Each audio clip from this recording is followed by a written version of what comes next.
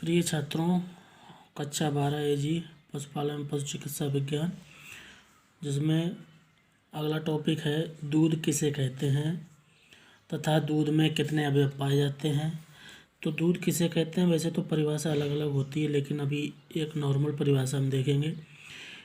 एक या एक से अधिक अच्छी तथा स्वस्थ बारचित पशु के अन्न का स्वच्छ ताज़ा लैक्टियल स्राव है, जिसमें पशु ब्याने के 5 से 7 दिन तक के स्राव को सम्मिलित नहीं किया जाता और दूध कहलाता है। अतः इसमें वसा की मात्रा कम से कम 3.25% और एसएनएफ की मात्रा 8.5% होनी चाहिए। अर्थात कहने का मतलब ये है, जब गाय बच्चे को जन्म देती है तो उससे लगभग 10 दिन बाद और 10 दिन पहले तक का दूध काउंट नहीं किया जाता, क्योंकि वो होता है खीस। इसलिए 5 से 7 या 10 दिन के पश्चात जो हमें प्राप्त होता है वह क्या कहलाता है, दूध। वैसे इसकी व्यवसायिक परिभाषा अलग है, कॉमर्शियल परिभाषा जिसे बोलते हैं, और लेकिन ये नॉर्मल परिभाषा है जो कि सभी में लिखी जा सकती है। इसके बाद अगला क्वेश्चन, दूध के वैधानिक मानक लिखिए। दूध के वैधानिक मानक का मतलब ये होता है कि गाय में कम से कम इतनी प्रतिशत वसा होनी चाहिए और एसएनएफ की मात्रा इतनी प्रतिशत होनी चाहिए, तभी उसको गाय के दूध की श्रेणी में रखा जाएगा। जैसे गाय के में न्यूनतम वसा 3.5 होनी चाहिए और एसएनएफ सॉलिड नॉट फैट होना चाहिए 8.5% होना चाहिए। इसी प्रकार भैंस के दूध में वसा की मात्रा कम से कम 6.07% तथा एसएनएफ की मात्रा 9% होनी चाहिए। तब हम ये मानक निर्धारित किया गया है गाय और भैंस के दूध का। अब अगला क्वेश्चन है, दूध के मुख्य अवयव कौन कौन से होते हैं, लिखिए। दूध में मुख्यतः 7 अवयव पाए जाते हैं। जल पाया जाता है, वसा पाई जाती है, प्रोटीन पाया जाता है, कार्बोहाइड्रेट पाया जाता है, विटामिन पाए जाते हैं, खनिज लवण पाया जाता है, एंजाइम्स पाए जाते हैं।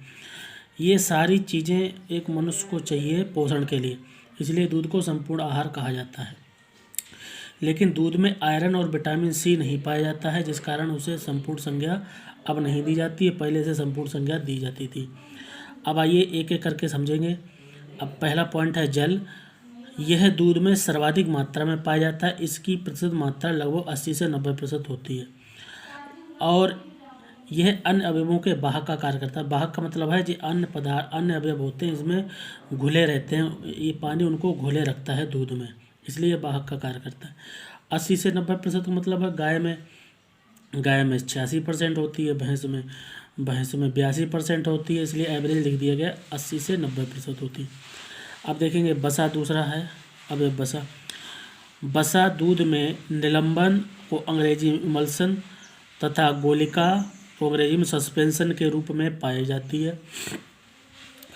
वसा दूध में इमल्सन तथा सस्पेंशन के रूप में पाई जाती है। ये सबसे अधिक परिवर्तनशील होता है, अर्थात जब गाय का हम दूध दूहते हैं तो वसा की मात्रा घटती बढ़ती रहती, इसलिए यह सबसे अधिक परिवर्तनशील होता है। इसमें विटामिन ए, डी, ई के घुलनशील अवस्था में होते हैं और सर्वाधिक विटामिन ए पाई जाती है। दूध से बनने वाले जितने भी प्रोडक्ट होते हैं सब में विटामिन ए प्रचुर मात्रा में पाई जाती है। 1 ग्राम वसा से 9.3 किलो कैलोरी ऊर्जा प्राप्त होती है मनुष्य के लिए, 1 ग्राम वसा से। अब अगला नंबर है प्रोटीन। ये दूध में कोलाइडल के रूप में घुली रहती है और दूध में प्रोटीन 3 प्रकार की होती है, केसिन प्रोटीन, एल्बुमिन प्रोटीन और ग्लोबुलिन प्रोटीन। केसिन प्रोटीन कुल प्रोटीन का 80% भाग ये होता है। केसिन, एल्बुमिन और ग्लोबुलिन ये होता है 20% भाग पर। लेकिन खीस में सर्वाधिक ग्लोबुलिन प्रोटीन पाई जाती है, जिससे पाचन शक्ति बढ़ जाती है, रोग प्रतिरोधक क्षमता बढ़ जाती है। खीस में ग्लोबुलिन पाई जाती है सबसे ज़्यादा, और इसके बारे में भी और पढ़ेंगे। दूध का सफ़ेद रंग कैसीन प्रोटीन के कारण ही होती है, लेकिन गाय का दूध पीला होता है, वो एक लेयर पाई जाती है उसमें कैरोटीन के कारण। तो पीला दूध कैरोटीन कारण होता है और सफ़ेद दूध कैसीन कारण होता है।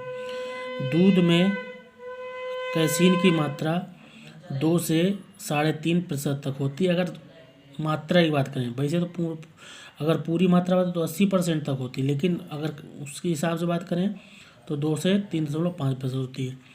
1 ग्राम प्रोटीन से 4 किलो कैलोरी ऊर्जा प्राप्त हो जाती है। लेकिन ऊर्जा प्रोटीन का मुख्य कार्य ऊतकों या कोशिकाओं के क्षय का होता है, लेकिन इसमें ऊर्जा लिख दिया गया है। अगला है कार्बोहाइड्रेट।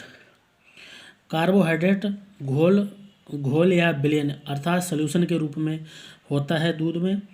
ये सबसे कम परिवर्तनशील होता है, ये बिल्कुल नहीं बदलता है, बहुत कम मात्रा में बदलता है। 1 ग्राम कार्बोहाइड्रेट से 4 किलो कैलोरी ऊर्जा प्राप्त होती है। इसके कारण दूध मीठा भी होता है। कार्बोहाइड्रेट के कारण दूध मीठा होता है, क्योंकि कार्बोहाइड्रेट को ही लैक्टोज या दुग्धम या दुग्ध शर्करा भी कहते हैं।